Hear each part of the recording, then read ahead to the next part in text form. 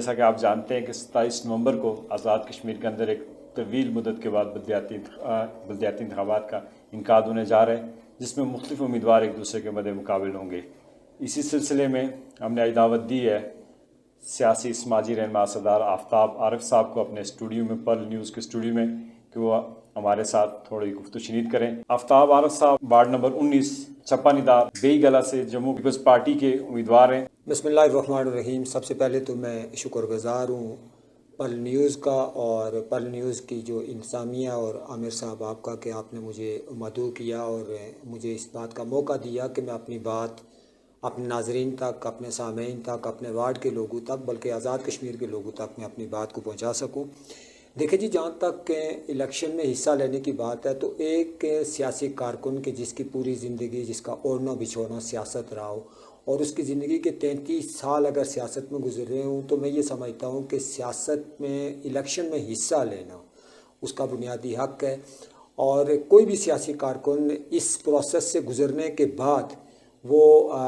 جب اس پر اس کے لوگوں کا اعتماد ہو، جب اس کو یہ پتہ چلے کہ لوگوں کا مجھ پہ اعتماد ہے، تو وہ زیادہ بہتر انداز میں اور زیادہ پر اعتماد انداز میں اپنے لوگوں کے کام کر سکتا ہے۔ میرے مد مقابل جو کینڈیڈیٹس ہیں جو انتخابات میں حصہ لے رہے ہیں وہ 6 ہیں، ہم 6 لوگ ہیں، چھٹا میں ہوں۔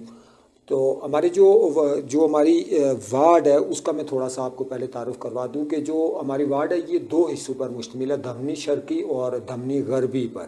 اس کے جو کل ووٹران ہیں ان کی تعداد ہے یہاں پہ 1887 اس کے کل ووٹران ہیں،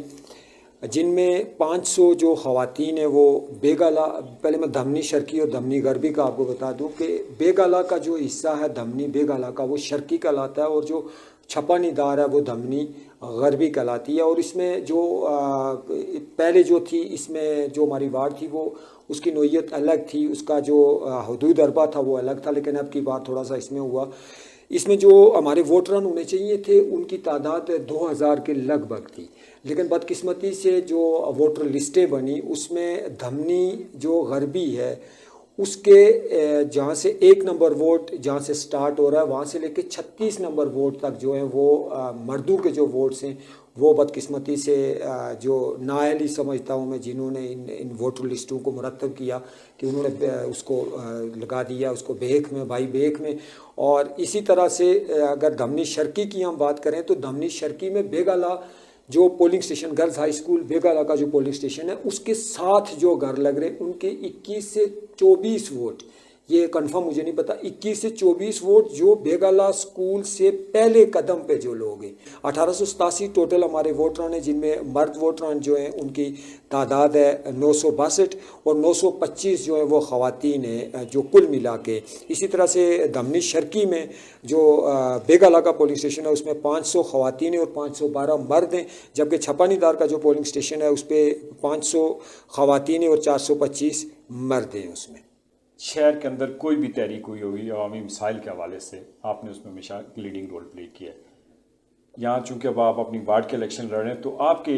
علاقے کی بنیادی مسائل کیا کیا ہے؟ دیکھیں جی، اگر مسائل کی بات کریں تو پورا آزاد کشمیری مسائلستان بنا ہوا، اب کہ جو حکمران کلب ہے وہ خواہ اپوزیشن میں ہے یا وہ اقتدار میں ہے، جو 3 بڑی جماعتیں ہیں جو وفاق کی نمائندہ جن کی برانچز یہاں پہ ہیں، کہ انہوں نے اس اقتدار کو نیچے منتقل ہونے میں جو سب سے بڑی رکاوٹ رہے وہ لوگ رہے۔ اس کی بنیادی وجہ یہ تھی کہ ان میں سے کوئی بھی یہ نہیں چاہتا کہ تھانہ کچہری سے لے کر چیف سیکریٹری تک جو کام ہے ان کی یہ خواہش، ان کی منشا، ان کی مرضی یہ ہے کہ ووٹ دیتے وقت بھی ہم ان کے قدموں میں ہوں، اور جب ہمارا کام پڑے، ایک پٹواری کے پاس بھی ہمارا اگر کام پڑے تو ہم وایا ان کے پٹواری تک جائیں، نہ کہ کوئی سیاسی کارکن کی جو سیکنڈ لائن میں آیا، جو اس وقت بلدیاتی انتخابات میں حصہ لے رہے ہیں، جن کو میں مرکزی قائدین بھی کہتا رہتا ہوں، جن میں جماعتوں کے عہدے بھی لوگوں کے پاس ہوتے ہیں۔ آج بھی آپ دھمنی کو اگر آپ جا کے دیکھیں، جہاں سے دھمنی سے سردار عابد حسین عابد ہمارے منسٹر بھی رہے، باوجود اس کے آپ دھمنی کے اندر اگر آپ جائیں گے تو اللہ جانتا ہے کہ پورے آزاد کشمیر کی طرح بلکہ اس سے بھی گیا گزرا ہمارا حال ہے، کہ ہماری جو سڑکیں ہیں ان میں جو گدہ ہے وہ بھی آرام سے نہیں چل سکتا۔ میں پورے وثوق سے، اگر کوئی مجھے جھٹلا دے تو جو کسی کی جو چور کی سزا وہ ہماری سزا۔ تو میری جو وارڈ کا سب سے بڑا مسئلہ ہے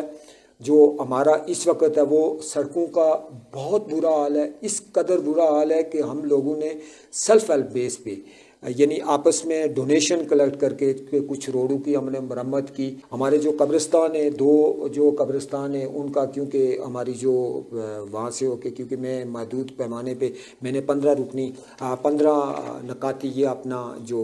منشور تھا وہ منشور بھی دیا تھا. تو اس پر میں انشاءاللہ منشور پہ آپ سے بعد میں بات کروں گا. تو مسائل کے حوالے سے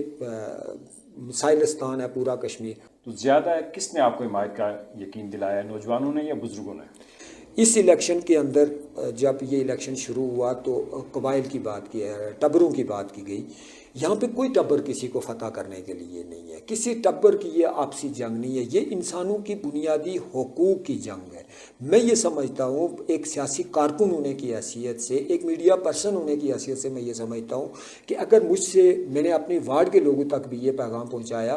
کہ اگر کوئی مجھ سے بہتر ہے آپ کے لیے، آپ یہ سمجھتے ہیں کہ یہ گاؤں کی بہتر نمائندگی کر سکتا ہے، وہ مجھ سے بہتر انداز میں گاؤں کو ریپریزنٹ کر سکتا ہے، تو آپ اس کا ضرور ساتھ دیں. یہ نہ سوچیں آپ کہ جی اس کا ٹبر بڑا ہے اس کا چھوٹا ہے، کہ جی میرا ٹبر پورا میرے پیٹھ پہ کھڑا ہو جائے اور کوئی مجھ سے بہتر ہے تو میں اگر اس کا حق ماروں. تو میں یہ سمجھتا ہوں کہ وہ زیادتی میں اس سیاسی کارکن کے ساتھ نہیں کر رہا ہوں، بلکہ میں اپنی وارڈ کے ساتھ، اپنے علاقے کے ساتھ وہ زیادتی کر رہا ہوں. کیونکہ میرے اندر اگر ایبلٹی نہیں ہوگی، میرے اندر اگر صلاحیت نہیں ہوگی، میں اگر اس حق کی نمائندگی نہیں ادا کر سکوں گا تو مجھے کوئی حق نہیں ہے. تو میں اپنے ووٹران سے بھی، میں آزاد کشمیر بھر کے جہاں تک میری یہ آواز جا رہی ہے ان سب سے یہ کہوں گا کہ الحمدللہ جہاں آپ کا جو سوال تھا اس کی طرف میں بھی آؤں گا. میں تمام دوستوں سے، بالخصوص ینگسٹر سے یہ گزارش کروں گا کہ آپ سیاست میں آئیں، آپ آگے آئیں، اپنا رول دیں. کیونکہ آزاد کشمیر کے اندر جو سیاست ہے وہ قبائل اور ٹبروں میں تقسیم ہو چکی ہے، اور ہم مخصوص ایک دائرہ ہے